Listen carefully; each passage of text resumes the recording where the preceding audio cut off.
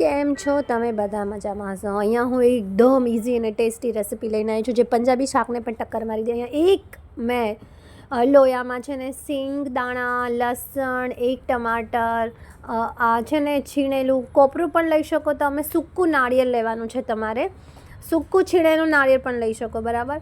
એક ટમેટું, એક ડુંગળી અને 2 કાશ્મીરી મરચી, લસણની 7-8 કળી, સિંગદાણા અડધી વાટકી, એ બધું લઈને 1 ચમચ ઓઇલ નાખીને તેલ નાખીને તમારે સાંતળી લેવાનું છે 5-10 મિનિટ માટે.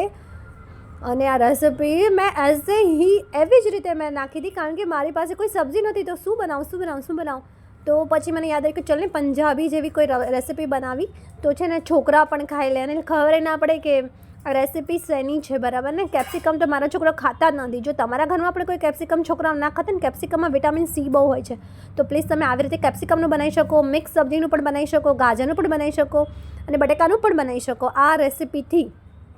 તો તમે બધા બહુ શાક બનાવી શકો. અને જો બ્રોકોલી મારા માટે બનાવીશું, બ્રોકોલી અને ઉપર ચીઝ નાખીને બનાવીશ મારા માટે ડાયટિંગ માટે. જો બહુ હેલ્ધી અને બહુ સારી છે તમારા માટે, જરૂરથી ટ્રાય કરજો.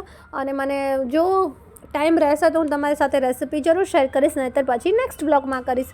અહીંયા આપણું થઈ ગયું છે અને એ જ લોયામાં મેં થોડું શું તેલ લઈને એક કેપ્સિકમનું બનાવ્યું હતું છે ને, સાંતળી લીધા છે મેં.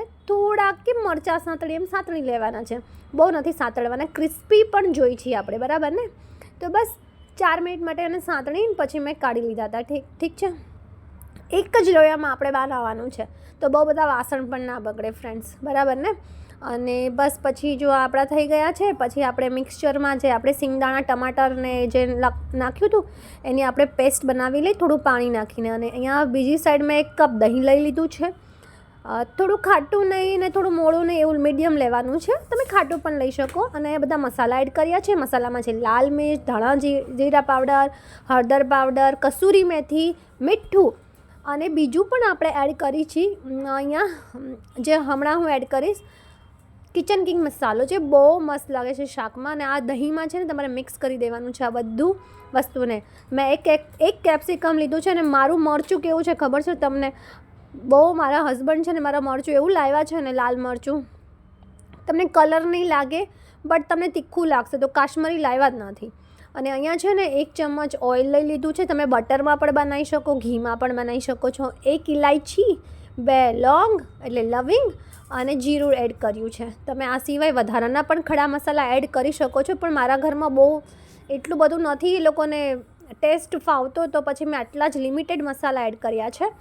બહુ સરસ લાગે છે સબ્જી, હા ગાઈઝ. અને આપણે હિંગ એડ કરી છે ને, જે આપણી પેસ્ટ બનાવેલી હતી ને મિક્સીમાં સિંગદાણાની ને એની, કોપરુંથી જરૂર એડ કરજો. કોપરાથી બહુ મસ્ત ટેસ્ટ આવશે આનો.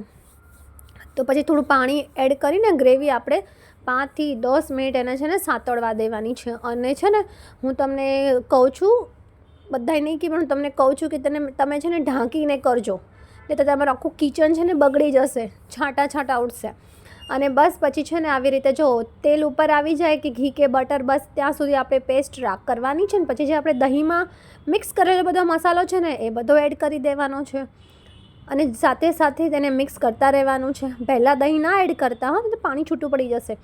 અને પછી આવી રીતે રાખવાનું છે એને. અને જોડે જ મેં કેપ્સિકમ એડ કરી દીધા હતા. અને થાળી ઢાંકીને જ પણ તમે પકાવજો ધીમા ગેસ પર. વધીને જ ખબર છે તમને ગાઈસ, 10 મિનિટમાં આ છે ને 10 મિનિટમાં આ સબ્જી બનીને રેડી થઈ ગઈ હતી. અને તમને લાગે કે તમે પંજાબી શાક ખાઓ છો. મારા છોકરાને તો એટલી ભાવી ને મારા હસબન્ડને જ બહુ ભાવી. અને એટલો સરસ ટેસ્ટ હતો ને, એટલે મેં તમારી સાથે રેસીપી શેર કરી છે કે તમે પણ ઘરે ટ્રાય કરી શકો. કે ફ્રેન્ડ્સ, આવી રીતે મેં જો કેપ્સિકમ જોડે એડ કરી દીધા છે, કારણ કે પછી કેપ્સિકમમાં બધો મસાલો મિક્સ થઈ જવો જોઈએ. અને બહુ જલ્દી ફટાફટ કોઈ પણ તમારા ઘરમાં સબ્જી ના હોય તો તમે કોઈ પણની બનાવી શકો. આવી રીતે ગાજરની, આલુની, મિક્સ વેજ બધા સબ્જીને પણ બનાવી શકો. ઢક્કન રાખીને રાખી દીધું છે મેં. જો તેલ ઉપર આવી ગયું, બરાબર ને. તો આ સ્ટેજ ઉપર આપણી સબ્જી તૈયાર છે, આપણું શાક તૈયાર છે કેપ્સિકમનું. શું ટેસ્ટી હતું, શું યમી હતું. સાચું કહું તમને,